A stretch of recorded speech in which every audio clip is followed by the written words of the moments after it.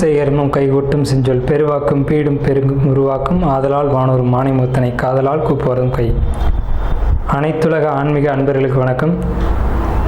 கும்பராசி 2025 பலன்கள். வரக்கூடிய புத்தாண்டு 2025 புத்தாண்டு கும்பராசிக்கு என்ன விதமான பலன்களை கொடுக்க இருக்குது அப்படிங்கிறத நம்ம பார்க்குறோம். இந்த ராசி பலன் பார்க்கக்கூடியவங்களே ஃபஸ்ட்டு லிஸ்ட்டில் யார் இருக்காங்க அப்படின்னா கும்பராசி தாங்க. ஏன்னா 7.5 சனி அப்படின்ற ஒரு பயம் அவங்களுக்குள்ளே இருக்குது. ஸோ 7.5 சனி தான் பாதிக்குது இல்லை அப்படிங்கிறது ரெண்டாவது விஷயம். ஆனால் அவங்களுடைய பயம் என்னன்னு கேட்டிங்கன்னா, உங்களுடைய பயமே நமக்கு 7.5 சனி நடந்துட்டு இருக்குன்ற பயத்திலே பல விஷயங்களை நீங்கள் தவறுதலாக பண்ணிடுறீங்க. ஸோ அந்த பயம் உங்களுக்கு வேண்டாம். உங்களுக்கு ஏற்படக்கூடிய நன்மைகளையும் தீமைகளையும் சொல்கிறது தான் நாங்கள் இருக்கோம். ஸோ வாங்க நம்ம இந்த வருஷம் 2025 வருஷம் என்ன மாதிரியான பலன்கள் நடக்க இருக்குது அப்படிங்கிறத பார்ப்போம்.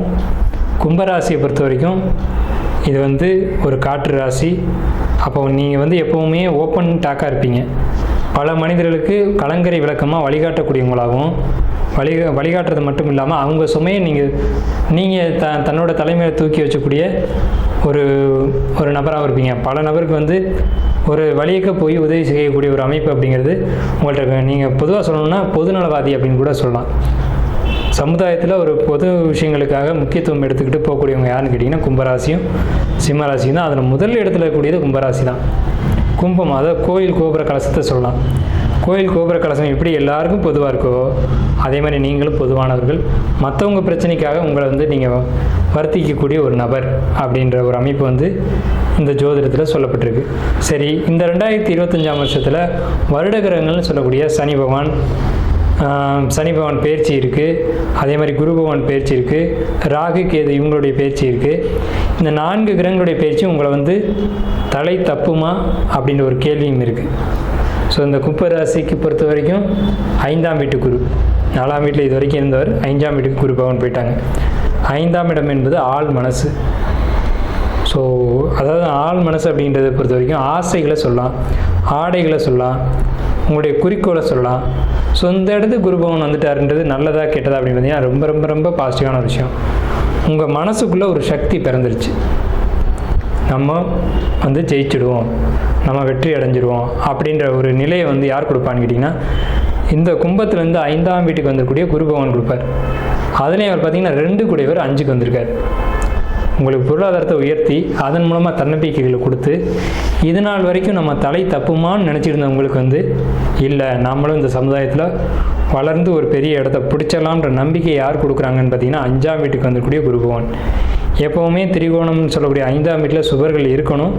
இந்த 2025 முடிகிற வரைக்குமே குரு பகவான் இருப்பாங்க. ஸோ 2025 உங்களுக்கு பொற்காலமே அப்படிங்கிறதுல மாற்றம் இல்லை கும்பராசியை பொறுத்த வரைக்கும். அதே நேரத்தில் உங்களுக்கு சனி பகவான், ராசிநாதன் சனி பகவான் 2ஆம் வீட்டிலேருந்து 8ஆம் வீட்டை பார்க்குறாங்க. பெண்களாக இருக்கும் பட்சத்தில் அடிவயிறு சார்ந்த பிரச்சனைகளை நீங்கள் சந்திக்க வேண்டி வரும் இந்த 2025. அதில் மாற்றமே இல்லை. ஸோ உடல்நிலையை பொறுத்த வரைக்கும் கவனம் கவனம் கவனம். என்ன பிரச்சனைகளை கொடுக்கும்? அடிவயிறு சம்மந்தப்பட்ட பிரச்சனைகளை கொடுக்கும். ஆப்ரேஷன், யூட்ரஸ் ப்ராப்ளம், இது மாதிரியான தொந்தரவுகளை கொடுத்து அதுக்கான ட்ரீட்மெண்ட்டுகளையும் கண்டிப்பாக கொடுக்கும். ஸோ அதுக்கு நீங்கள் தயாராகிக்கோங்க, உடம்பை பக்குவமாக பார்த்துக்கோங்க. உங்களுக்கு ராசியில் 2ஆம் வீட்டில் இது நாள் வரைக்கும் இந்த ராகு பகவான் ராசிக்கு வந்துட்டார். ராகு அப்படின்னாலே பிரம்மாண்ட கிரகம், பேராசி கிரகம், பொறாமை கிரகம், தவறுதலான ஒரு கிரகம் அப்படின்னு பேர். ஸோ இவர் ராசிக்கு வர்றது நல்லதா கெட்டதா அப்படின்னு கேட்டிங்கன்னா உங்கள் ராசி கும்பராசி. கும்பத்தில் உங்களுக்கு சந்திரன் இருக்கார். அந்த சந்திரன் மேலே ராகுன்ற ஒரு கிரகம் மோதும்போது உங்களுக்கு எண்ணங்களில் மாற்றங்கள், சிந்தனைகளில் மாற்றங்கள், குழப்பங்கள், ஒரு மன அழுத்தம், தேவையில்லாத மன அழுத்தம், காரணமற்ற ஒரு மன அழுத்தம். ஆல்ரெடி இந்த 7.5 சனியில் உங்களுக்கு மன அழுத்தம் இருக்குது. மன அழுத்தத்துக்கு மேலே மன குழப்பத்தை கொடுக்குற ஒரு அமைப்பு சந்திரன் சனி ராகு அப்படின்ற ஒரு அமைப்பு. ஸோ நீங்கள் மன அழுத்தங்களுக்குள்ளே போயிடாமல் பார்த்துக்கணும். நீங்கள் பாசிட்டிவாக இருந்தாவே எல்லாம் பாசிட்டிவாக நடக்கும், அதில் மாற்றமே இல்லை. ஆனால் இந்த பாசிட்டிவாக இருக்கிறதுக்கு நேர் எதிரான கிரகம் தான் ராகு. எப்போவுமே நெகட்டிவாக திங்க் பண்ணக்கூடியவர் யாருன்னா ராகு தான். அவர் உங்கள் ராசி மேலே உட்காந்துட்டார். ஸோ உங்களுக்கு சிந்தனைகள் பூரா எதிர்மறையாக போயிடும். ஸோ இந்த எதிர்மறையான சிந்தனைகளுக்கு இடம் கொடுக்காதீங்க. ஆண்களாக இருக்கும் பட்சத்தில் போதைகள், போதை வஸ்துகள் மீதான நாட்டம் அப்படிங்கிறது கொடுத்துரும். ஸோ இதுக்கு இடம் கொடுத்துடாதீங்க. ஏன்னா உங்களுடைய வாழ்க்கையை தடுமாற செய்கிறது ராகு தான். ஸோ சிந்தனைகள் மீது ஒரு கவனம். 5ஆம் இடத்துல குரு வந்துட்டார், ஆள் மனசு சுத்தமாக தான் இருக்குது. ஆனால் சிந்தனைகள் தவறாக இருக்கும் பட்சத்தில் அதுக்கு ஒரு சில நிமிடங்கள் நீங்கள் இடம் கொடுத்துட்டிங்கன்னா அது தப்பாக போயிடும். ஸோ இந்த காலகட்டம் கும்பராசிக்கு பொறுத்த வரைக்கும் 2025 போதைக்கு அடிமையாக இருக்கக்கூடியவங்க கூட அதை விட்டு வெளியில் வந்துடுவாங்க. ஆனாலும் சின்ன சின்ன தடமாற்றங்கள் வரத்தான் செய்யும். அதை நீங்கள் கட்டுப்படுத்தணும். அதை கட்டுப்படுத்தினா மட்டும்தான் உங்கள் வாழ்க்கை வந்து ஒரு நல்ல ஒரு பயணத்தை நோக்கி பயணிக்கும், வாழ்க்கையில் வெற்றி அடைய முடியும்.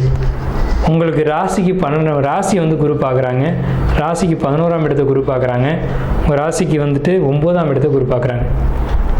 ராசிக்கு 9ஆம் இடம் அப்படிங்கிறது ரொம்ப ஒரு சுபமான ஒரு விஷயம். தந்தை ஸ்தானம் அப்படின்னு சொல்லுவாங்க, பூர்வ புண்ணியஸ்தானம் சொல்லுவாங்க, பாக்கியஸ்தானம் சொல்லுவாங்க. இதன் மூலமாக என்ன நன்மை சார்னா, நீங்கள் கடனில் இருக்கீங்க இல்லையா கும்பராசிக்காரங்க, கடனை எப்படி அடைக்கிறதுன்னு தெரியாமல் இருக்கீங்க. முன்னோர்கள் சொத்து, அந்த சொத்து வந்து பாக்கியம்தான் உங்களுக்கு. அந்த சொத்து ஏதேனும் ஒரு வகையில் வந்து ஒரு விற்பனை ஆகியோ அல்லது அடமானமாகவோ உங்களுக்கு அதில் ஒரு அமௌண்ட்டு கிடச்சி, அந்த அமௌண்ட்டு மூலமாக உங்களுக்கு வந்துட்டு இந்த கடன் அடைக்கக்கூடிய அமைப்புகள் இந்த 2025 நடக்கும். கடன் அடையும்னு மட்டும் நம்ம சொல்லலை, எந்த வகையில் அடையுன்ற வரைக்கும் நம்ம சொல்லியாச்சு. இந்த 2024 கண்டிப்பாக நல்லாவே எனக்கு தெரியும், ஒரு இடத்த விற்க முடியாமல் நீங்கள் போராடி இருக்கீங்க. ஒரு சொத்து உங்கள் வாழ்க்கையை வந்து பெரிய போராட்டத்துக்கு உள்ளாக்கிடுச்சு. அந்த சொத்து என்ன ஒரு நியாயமான காரணங்கள் இருந்திருக்காது. சரியான பார்ட்டி வந்து சரியாக விற்க முடியாத ஒரு சூழ்நிலைக்குள்ளே நீங்கள் தள்ளப்பட்டிருப்பீங்க. அந்த ப்ராப்பர்ட்டி உங்கள் கைவிட்டு போகும். அந்த ப்ராப்பர்ட்டி போனதுக்கு பிறகு உங்கள் எதிர்காலம் ரொம்ப சிறப்பாக இருக்கும். பயிர் சம்மந்தப்பட்ட விஷயங்களில் மட்டும் கவனம் தேவை. மாணவர்கள் படிப்பு விஷயம், கும்பராசிக்காரங்க இப்போ மாணவர்கள் 10th 12th படிக்கிறவங்க பொறுத்த வரைக்கும் சேட்டைகளை குறைச்சிக்கணும். சேட்டைகள் இந்த காலகட்டத்தில் அதிகமாகும். சேட்டைகளை குறைச்சிக்கணும். சேட்டைகளை குறைக்கிறதுக்கான காலகட்டங்கள்லாம் வந்துருச்சு. ஏன்னா கடந்த ஆண்டு நீங்கள் வந்து அனுபவித்த தண்டனைகள் மூலமாக உங்களுக்கு ஒரு நல்ல படிப்பினை அப்படிங்கிறது கிடச்சிருந்துருக்கும். ஸோ அதன் மூலமாக கொஞ்சம் நீங்கள் ஒரு தெளிவில் இருப்பீங்க. இருந்தாலும் இன்னும் கொஞ்சம் அந்த தெளிவோடு இருக்கணும். ஏன்னா சந்திரன் மேலே ராகு அப்படின்றப்போ அந்த சேட்டைகள் இன்னும் அதிகரிக்கும், பேராசைகளை தூண்டிவிடும். திருட்டு குணங்கள் அப்படிங்கிறது ராகு தான். நம்ம யாரையும் தவறாக சுட்டி காட்டலை. திருட்டு குணங்களை தூண்டிவிடக்கூடியது, மனசுக்குள்ளே ஏற்படக்கூடிய விஷயங்களுக்கு நாம் பொறுப்பாக முடியாது. ஆனால் அந்த சிந்தனைகள் சரியாக தவறான நம்ம முடிவு செய்கிறது நாம் தான் முடிவு செய்யணும். அதுக்கு இடம் கொடுக்கறதும், அந்த எண்ணம் தேவையில்லைன்னு அதை நம்மளை விட்டு விளக்குறதும் நாம் தான் செய்யணும். நமக்குள்ளே வரக்கூடிய எண்ண அலைகளை ஒரு நிமிஷம் கவனித்து எது தேவையானது எது தேவையற்றது அப்படின்றத பிரித்து பகுத்து பார்த்து அதை வந்து சரி செய்யக்கூடிய விஷயங்களை நீங்கள் இந்த காலகட்டத்தில் செய்யணும். ஏன்னா இந்த காலகட்டத்தில் உங்கள் மனசுக்குள்ளே தேவையில்லாத சிந்தனைகள் எல்லாமே வரும் கும்பராசிக்கு. ஏன் இன்னும் தெளிவாக சொல்லணும்னா, நம்ம எதுக்கு வாழணும் அப்படின்ற எண்ணங்கள் கூட தோன்றலாம். ஆனால் அந்த சிந்தனை தவறானது அப்படின்றத நீங்கள் புரிஞ்சுக்கணும். உங்கள் ராசிக்கு 2ஆம் வீட்டு சனி, இது நல்லதா கெட்டதான்னு பார்த்தீங்கன்னா நல்ல ஒரு விஷயந்தான். பெரிய அளவில் வளர்ச்சி இல்லை அப்படின்னாலும் கூட ஒரு ஒரு இது நாள் வரைக்கும் வளர்ச்சி இல்லாமல் இருந்ததுக்கு இதுக்கு மேலே ஒரு நல்ல ஒரு வளர்ச்சி கிடைக்கும். அதே மாதிரி பார்த்துக்கிட்டிங்கன்னா உங்கள் ராசிக்கு 10ஆம் இடத்தை சனி பகவான் பார்க்குறாங்க, லாபஸ்தானத்தை சனி பகவான் பார்க்குறாங்க அப்படின்றது ஒரு பெரிய ஒரு நல்ல விஷயம். உங்கள் ராசிக்கு 8ஆம் இடத்தை சனி பார்க்குறது அவ்வளோ சுபமாக இல்லை. வயிறு, அடிவயிறு சார்ந்த பிரச்சனைகள், உணவு சம்மந்தப்பட்ட விஷயங்கள பிரச்சனைகள், சாப்பிட்றதுனால பிரச்சனைகள் இதெல்லாம் வரும். நீங்கள் என்ன பண்ணணும்னு கேட்டிங்கன்னா, சாப்பாடு மட்டும் கரெக்டாக பார்த்துக்கணும். வெளியிடங்களில் உணவுகளை எடுத்துக்கூடாது. இதனால் ஃபுட் பாய்சன் ஆகிறதுக்கான வாய்ப்புகள் உண்டு. ஸோ உணவு விஷயங்கள் ரொம்ப கட்டுப்பாடு தேவை அப்படின்ற ஒரு அமைப்பு இருக்குது. உங்களுக்கு கேது பொறுத்த வரைக்கும் 6ல் வந்திருக்காங்க, ராகு பொறுத்த வரைக்கும் ராசி மேலே இருக்காங்க. இந்த ராகு கேது பொறுத்த வரைக்கும் கேது 7ஆம் வீட்டில் இருக்குது அப்படிங்கிறதுனால கணவன் மனைவி கருத்து வேறுபாடுகள் வர்றதுக்கான வாய்ப்புகள் உண்டு. கடந்த வருடங்களில் கருத்து வேறுபாடுகள் பெரிய அளவில் இருந்து சரியாக இருக்கும். இருந்தாலும் மீண்டும் அதுக்கு ஒரு இடம் உண்டு. ஸோ அந்த கருத்து வேறுபாடுகள் ஏற்படாமல் பார்த்துக்கோங்க. கணவன் மனைவிக்கிட்ட விட்டு கொடுத்து போங்க. வாழ்க்கை துணை தான் எல்லாமே அப்படின்றத புரிஞ்சுக்கோங்க. வாழ்க்கையில் தாய் தந்தை ஒரு குறிப்பிட்ட காலம் வரைக்கும் பயணித்து வருவாங்க. ஒரு 30 வயசை தாண்டி கூட யார் வருவாங்கன்னு கேட்டிங்கன்னா, கணவனோ அல்லது மனைவியோ மட்டும்தான் கடைசி காலம் வரைக்கும் பயணித்து வருவாங்க. ஸோ அதை புரிஞ்சுக்கிட்டு விட்டு கொடுத்து போக தெரிஞ்சுக்கணும். என் கும்பராசிக்கு இது ரொம்ப முக்கியம். கும்பராசி விட்டு கொடுத்து போகக்கூடிய ராசி தான், அடிபணிஞ்சு போகக்கூடிய ராசி தான். சில நேரங்களில் ஏற்படக்கூடிய கோபங்கள், தாபங்கள், வெறுப்பு இதெல்லாம் வந்துட்டு வாழ்க்கையை சின்னாபின்னப்படுத்திடும். ஏன்னா அந்த மாதிரியான காலகட்டம் தான் இது. ஸோ அந்த எண்ணங்களுக்கு கோபம், வெறுப்பு இது மாதிரி தேவையற்ற எண்ணங்களுக்கு இடம் கொடுக்காமல் இருங்க அப்படின்றது தான் நம்ம கேட்டுக்கிறோம். மற்றபடி எல்லா விஷயங்களும் தொழில் பொறுத்த வரைக்கும் உங்களுக்கு டல்லாக தான் இருக்கும். உங்களுடைய சுய ஜாதகத்தை உங்களுக்கு தெரிஞ்ச ஜோசியர்கள், குடும்ப ஜோசியர்கள்ட்ட கொடுத்து ஒரு முறைக்கு 2 முறை தசாபுத்தி பலன்கள் எப்படி இருக்குது, சுய ஜாதகத்தில் தொழில் அமைப்பு எப்படி இருக்குன்றதை நல்லா தெளிவாக கணிச்சு பார்த்துக்கோங்க. இந்த காலகட்டங்களில் தான் நீங்கள் ஜாதகங்களை தெளிவாக பார்த்துக்கணும். அது வாழ்நாள் முழுக்க உங்களுக்கு வழிகாட்டியாக அமையும். ஸோ ஜாதகத்தை பார்த்துக்கோங்க அப்படின்ற ஒரு அட்வைஸ் நம்ம கொடுக்குறோம். கும்பராசியை பொறுத்த வரைக்கும் ஜாதகம் கண்டிப்பாக பார்த்து ஒவ்வொரு மூமெண்ட்டும் எடுத்து வைங்க. ஒவ்வொரு அடிகளும் கவனம் தேவை கும்பராசிக்கு.